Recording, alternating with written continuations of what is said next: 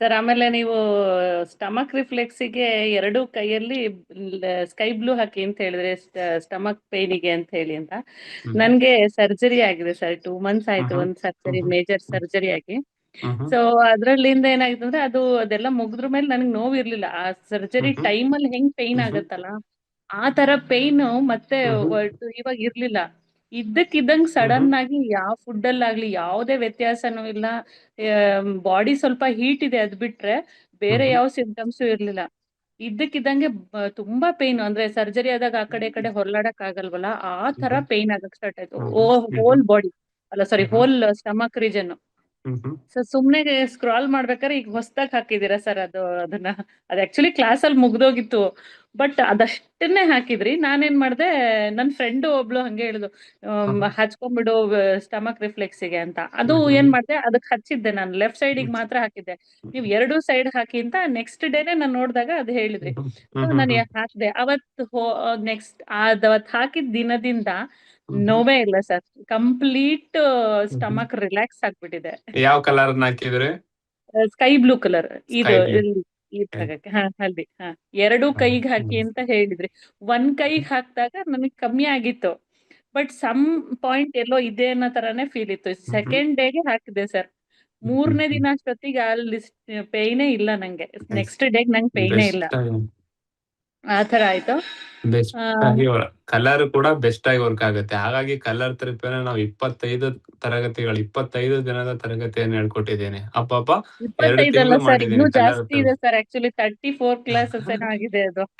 ನೀವು 25 ಸರಿಯಾಗಿ ಅಂತ ಎಣಿಸಿ. ಹೇಳ್ತಾರೆ. ನಾನು ಹುಡ್ಕಾಡ್ತಿದ್ದೆ 25 ಕ್ಲಾಸ್, ಹಂಗಾರೆ ಅದೋ ಬೇರೆ ಹ ಇರ್ಬೇಕು ಹ ಬೇರೆ ಇರ್ಬೇಕು ಅಂತ. ಅದು 32 ಹ ಹ 34 ಕ್ಲಾಸ್ ಇದೆ ಸರ್ ಅದು ಆಕ್ಚುಲಿ. ಫ್ರೀ ಮಾಡಿರೋದನ್ನ ನಾವು ತಗೊಂಡಿಲ್ಲ. ಅದೆಲ್ಲ ಎಣಿಕೆ ಮಾಡಿದ್ರೆ ಒಂದು 32 ಆಗುತ್ತೆ. 25 ಅಲ್ಲಿ ಪೂರ್ತಿ ಕಂಟೆಂಟ್ ಅನ್ನು ಹೇಳ್ಕೊಟ್ಟಿದ್ದೆ. ಹಾಗಾಗಿ 25 30 ಹೇಳ್ಕೊಟ್ಟಿದೀವಿ. ಅದನ್ನ ಯಾರು ಕಲಿತಾರಲ್ವಾ, ಕಲರ್ ಥೆರಪಿ ಅನ್ನೋ ಡೌಟೇ ಬರಲ್ಲ. ಎಲ್ಲ ನಿಮ್ಗೆ ಏನ್ ಡೌಟ್ ಬರುತ್ತಲ್ವಾ, ಆ ಡೌಟ್ ಅನ್ನ ಕಲರ್ ಥೆರಪಿಯಲ್ಲಿ ಸಂಪೂರ್ಣ ಹೇಳಿದ್ದೀನಿ. ಕ್ಲಿಯರ್ ಹ್ಮ್ ಆಗಿ ಹೇಳಿದ್ದೀನಿ. ಅದೇ ತರ ಮರ್ಮ ತರಗತಿ ಕೂಡ ಬರುತ್ತೆ. ಯಾಕಂದ್ರೆ ನಾ ಕೋರ್ಸ್ ಅನ್ನ 7 ದಿನಕ್ಕೆ ಮುಗಿಸ್ಬೇಕು, 10 ದಿನಕ್ಕೆ ಮುಗಿಸ್ಬೇಕು ಅಂತ ಯಾವ್ದು ಟಾರ್ಗೆಟ್ ಮಾಡ್ಕೊಳಲ್ಲ. ಯಾಕಂದ್ರೆ ಅದನ್ನ ಹೆಂಗ್ ಹೋಗ್ತಾ ಇದೆ ಅಂತ ನಮಗೂ ಗೊತ್ತಾಗಲ್ಲ. ನೋಡಿ, ನಿನ್ನೆ ತಿಲರ್ಥ 1 ಅನ್ನೇ ಹೇಳಿದೆ ಡಿಟೇಲ್ ಆಗಿ ಗುರುವಾರ ದಿನ. ಇನ್ನು ತಿಲರ್ಥ 1 ಬಗ್ಗೆ ಇನ್ನೂ ಸ್ವಲ್ಪ ಹೇಳೋದಿತ್ತು. ನೆಕ್ಸ್ಟ್ ಕ್ಲಾಸ್ ಅಲ್ಲಿ ಹೇಳೋಣಪ್ಪ, ಟೈಮ್ ಆಯ್ತು ಅಂತ ಹೋದ್ವಿ. ಅದನ್ನೇ ಟಾರ್ಗೆಟ್ ಮಾಡ್ಕೊಂಡು ಹೋದ್ರೆ ಇವತ್ತು 4 ಕ್ಲಾಸ್, ಇವತ್ತು 4 ಮರ್ಮ ಹೇಳ್ಬೇಕು, ನಾಳೆ 4 ಮಾಡ್ಬೇಕು, ನಾಳೆ 4 ಮಾಡ್ಬೇಕಂದ್ರೆ ಮುಗಿಯುತ್ತೆ. ಮರ್ಮಗಳು ಪಾಯಿಂಟ್ಗಳೆಲ್ಲ ಮುಗಿತಾ ಹೋಗುತ್ತೆ, ಆದ್ರೆ ಕಲಿಯಲ್ಲ. ಹೌದಲ್ವಾ? ಹಾಗಾಗಿ ನಮ್ದು ಯಾವುದೇ ಕ್ಲಾಸ್‌ಗಳನ್ನ ಯಾವ್ದು ಟಾರ್ಗೆಟ್ ಮಾಡಿ ಹೇಳಲ್ಲ. ಈ ತರಗತಿಯಲ್ಲಿ ಇಷ್ಟು ಮರ್ಮ ಮುಗಿಸ್ಬೇಕು, ಈ ತರಗತಿಯಲ್ಲಿ ಇಷ್ಟು ಮರ್ಮ ಮುಗಿಸ್ಬೇಕು, ಈ ತರಗತಿಯಲ್ಲಿ ಇಷ್ಟು ಕಾನ್ಸೆಪ್ಟ್ ಮುಗಿಸ್ಬೇಕು ಅಂತಿರಲ್ಲ. ನೋ, ಇಷ್ಟೇ ಮುಗಿಸ್ಬೇಕು ಅಂತಿಲ್ಲ. ನಿಮ್ಗೆ ತಟ್ಟುವರೆಗೂ ಮಾತಾಡೋದು, ಕ್ಲಾಸ್ ಹೇಳೋದು. ತಿಲರ್ಥ 1 ಪೂರ್ತಿ ಗೊತ್ತಾಯ್ತು ಸರ್ ಅಂದ್ರೆ ತಿಲರ್ಥ 2ಕ್ಕೆ ಹೋಗೋದು. ತಿಲರ್ಥ 1 ಗೊತ್ತಾಗಿಲ್ಲ, ನಾನು ತಿಲರ್ಥ 2ಕ್ಕೆ ಹೋಗ್ತೀನಪ್ಪ ಅಂದ್ರೆ ವೇಸ್ಟ್. ಸುಮ್ನೆ ಕ್ಲಾಸ್ ನಂಬರ್ ಆಫ್ ಕ್ಲಾಸಸ್ ಆಗ್ತವೆ. ಹಾಗಾಗಿ ಪ್ರತಿಯೊಂದು ಕ್ಲಾಸ್ ಅನ್ನ ನಾನು ಏನ್ ಮಾಡ್ತಾ ಹೋಗ್ತೀನಪ್ಪ ಅಂದ್ರೆ, ತಿಲರ್ಥ 1 ನಾನು ಹೇಳ್ತೀನಿ, ನಮ್ಮ ಹತ್ರ ಡೌಟ್ ಅನ್ನ ಕ್ಲಿಯರ್ ಮಾಡ್ಕೊಂತೀನಿ. ನೀವೇನ್ ಕೇಳ್ತಾ ಇದೀರಲ್ಲ ಆ ಡೌಟು, ಅದಕ್ಕೆ ಆನ್ಸರ್ ಮಾಡ್ಕೊಂಡು ನನ್ಗೆ ಗೊತ್ತಾಗ್ಬಿಡುತ್ತೆ. ಒಂದ್ 2-3 ಡೌಟ್ ಕೇಳ್ತೀರಲ್ವಾ, ಅವಾಗ ಇವ್ರಿಗೆ ಇನ್ನು ಈ ತರ ಹೇಳ್ಕೊಡ್ಬೇಕು. ಕಲರ್ ಥೆರಪಿಯಲ್ಲಿ ಮಾಡಿರೋದು ಹೀಗೇನೆ. ಆಕಾಶ ತತ್ವವನ್ನ ಹೇಳ್ತಿದ್ವಿ, ಆಕಾಶ ತತ್ವ ಡಿಟೇಲ್ ಆಗಿ ಥಿಯರಿ ಅನ್ನ ಹೇಳ್ತಿದ್ವಿ, ಡೌಟ್ ಅನ್ನ ಕೇಳ್ತಿದ್ವಿ. ನೀವು ಡೌಟ್ ಹೆಂಗ್ ಹೇಳ್ತೀರಲ್ವಾ, ಆ ಡೌಟ್ ನಮ್ಗೆ ಗೊತ್ತಾಗೋದು. ಓ, ಈ ತರ ಕೇಳ್ತಾ ಇದಾರೆ ಅಂದ್ರೆ ನಾವ್ ಇನ್ನೂ ಸ್ವಲ್ಪ ಎನ್ಹಾನ್ಸ್ ಮಾಡ್ಬೇಕು. ಆಕಾಶನೇ 4-5 ಕ್ಲಾಸ್, ಆ ನಂತರ ವಾಯು ನಂತರ ಅಗ್ನಿ. ಇದೇ ತರ ನಾವು ಮರ್ಮ ತರಗತಿಯನ್ನ ಕಲಿತಾ ಹೋಗೋಣ. ಇಂಟ್ರೆಸ್ಟ್ ಲಿಂದ ಕಲೀರಿ. ಏನೋ ವಿಡಿಯೋ ನೋಡ್ಬೇಕು, ಮುಗಿಸ್ಬೇಕು ಅನ್ನಂಗಿಲ್ಲ. ಎಷ್ಟಾಗುತ್ತೆ ಸಾಧ್ಯ ಆದಷ್ಟು ಬರ್ಕೊಳ್ಳಿ, ಡೈಗ್ರಾಮ್ ಅನ್ನ ಮಾಡ್ಕೊಳ್ಳಿ. A4 ವೈಟ್ ಶೀಟ್ ಅಲ್ಲಿ ನಾನ್ ಮರ್ಮ ತರಗತಿ ಬರ್ಬೇಕಾದ್ರೆ A4 ವೈಟ್ ಶೀಟ್ ಅನ್ನ ತಗೊಂಡ್ಬನ್ನಿ. ಒಂದ್ ಸೀಸ್ ಪೆನ್ಸಿಲ್, ಮಕ್ಕಳು ಬರೀತಾವಲ್ವಾ, ಪೆನ್ಸಿಲ್ ಅನ್ನ ತಗೊಳ್ಳಿ. ಯಾಕಂದ್ರೆ ಒಂದ್ ತಪ್ಪಾಗ್ತಾ ಇರುತ್ತೆ ಡೈಗ್ರಾಮ್. ಆ ತಪ್ಪಾದಾಗ ಏನ್ ಮಾಡಿ ಮತ್ತೆ ಅಳಗ್ಸೋದು, ಈ ತರ ಅಳಿಸಿ ಮತ್ತೆ ಮಾಡಿದೀನಿ ನೋಡಿ ಬರ್ಕೊಳ್ಳಿ. ಸರ್, ಈ ತರ ಮಾಡಿದೀನಿ ಹಾ, ನೋಡಿ ಸರ್. ಈ ತರ ಮಾಡ್ಕೊಂಡು ಹೋಗಿ ಅವ, ಸರಿನಾ? ಪ್ರತಿಯೊಂದು ಮರ್ಮಕ್ಕೆ ಒಂದೊಂದು ಮಾಡ್ತಾ ಹೋಗಿ ಗೊತ್ತಾಗುತ್ತೆ. ಸರ್ ಆಮೇಲೆ ಸರ್ಕ್ಯುಲೇಷನ್ ಅಂತ ಹೇಳಿರಲ್ಲ ಸರ್, ಬ್ಲಡ್ ಸರ್ಕ್ಯುಲೇಷನ್ ಹ್ಮ್ ಹ್ಮ್ ಆಗತ್ತೆ ಅಂತ ಹೇಳಿದ್ರಲ್ಲ, ಹ್ಮ್ ಹ್ಮ್ ಅದು ಯಾವ ಆರ್ಗನ್ಸ್ಗೆ ಬ್ಲಡ್ ಸರ್ಕ್ಯುಲೇಷನ್ ಪ್ರಾಪರ್ ಆಗಿ ಆಗ್ತಾ ಇಲ್ವೋ ಅಲ್ಲಿ ಎಲ್ಲಾ ಕಡೆಗೂ ಸರ್ಕ್ಯುಲೇಟ್ Yes. ಆಗತ್ತಾ, ಅಥವಾ ನಿಮ್ಮ ದೇಹದಲ್ಲಿ ರಕ್ತದ ಪರಿಚಲನೆ ಸರಿಯಾಗಿಲ್ಲಪ್ಪ ಅಂದ್ರೆ ವರ್ಕ್ ಆಗುತ್ತೆ. ಎಲ್ಲ ಎಲ್ಲ ನಿಮ್ಮ ಆರ್ಗನ್ಸ್ಗೆ, ದೇಹಕ್ಕೆ ಅಂದ್ರೆ ಯಾವ ಆರ್ಗನ್ಸ್ಗೆ ದೇಹ ಕಡಿಮೆ ಇರುತ್ತೆ ಅದಕ್ಕೆ ಹೋಲ್ ಬಾಡಿಗೆ ಇದಾಗತ್ತೆ ಅಂತನಾ? ದೇಹಕ್ಕೆ ವರ್ಕ್ ಆಗುತ್ತೆ. ಫಾರ್ ಎಕ್ಸಾಂಪಲ್ ಲಿವರ್ ಅಲ್ಲಿ ಸರ್ಕ್ಯುಲೇಷನ್ ಇಲ್ಲ, ಕಿಡ್ನಿಯಲ್ಲಿ ಇಲ್ಲ, ಕಿಡ್ನಿಗೆ ವರ್ಕ್ ಆಗುತ್ತೆ. ಅಂದ್ರೆ ನಿಮ್ಮ ದೇಹದಲ್ಲಿ ರಕ್ತ ಪರಿಚಲನೆ ಇಲ್ಲ ಅಂದ್ರೆ ಯಾವುದೇ ಭಾಗದಲ್ಲಿರ್ಬೋದು, ಆ ಭಾಗಕ್ಕೆ ಇಲ್ಲಿ ಮಾಡಿದಾಗ ವರ್ಕ್ ಆಗುತ್ತೆ. ಸ್ಕಿನ್ ಡಿಸೀಸ್ ಅಲ್ಲಿ ಸರ್ ಸಾಮಾನ್ಯವಾಗಿ ಇಡೀ ಹೋಲ್ ಒಂದ್ಸರಿ ಇಚ್ಚಿಂಗ್ ಅಥವಾ ಏನೋ ಒಂದು ಬಬಲ್ಸ್ ಆತರ ಸ್ಟಾರ್ಟ್ ಆಯ್ತು ಅಂದ್ರೆ ಹೋಲ್ ಬಾಡಿ ಅದು ಸ್ಪ್ರೆಡ್ ಆಗ್ಬಿಡುತ್ತೆ. ದಟ್ ಮೀನ್ಸ್ ಹೋಲ್ ಬಾಡಿಗೆ ಅದು ಸರ್ಕ್ಯುಲೇಷನ್ ಪ್ರಾಬ್ಲಮ್ ಇದೆ ಅಂತನಾ ಸರ್? ಹ್ಮ್ ಲಂಗ್ ಅನ್ನ ಎನ್ಹಾನ್ಸ್ ಮಾಡ್ಬೇಕು. ತೆಲಾರ್ಥ ಒನ್ ಬೆಸ್ಟ್ ಆಗಿ ವರ್ಕ್ ಆಗುತ್ತೆ. ಅದಕ್ಕಿಂತ ಮುಂಚೆ ಲಂಗ್ ಅಲ್ಲಿ ಒಂದು ಪಾಯಿಂಟ್ ಬರುತ್ತೆ, ಈ ಭಾಗದಲ್ಲಿ ಬರುತ್ತೆ. ಅದು ಹೇಳುವಾಗ ನಾನ್ ಮರ್ಮದಲ್ಲಿ ಹೇಳ್ತಾ ಹೋಗ್ತೀನಿ. ಆ ಪಾಯಿಂಟ್ ಅನ್ನ ಮಾಡಿದಾಗ ಇನ್ನೂ ಬೆಸ್ಟ್ ಆಗಿ ವರ್ಕ್ ಆಗುತ್ತೆ.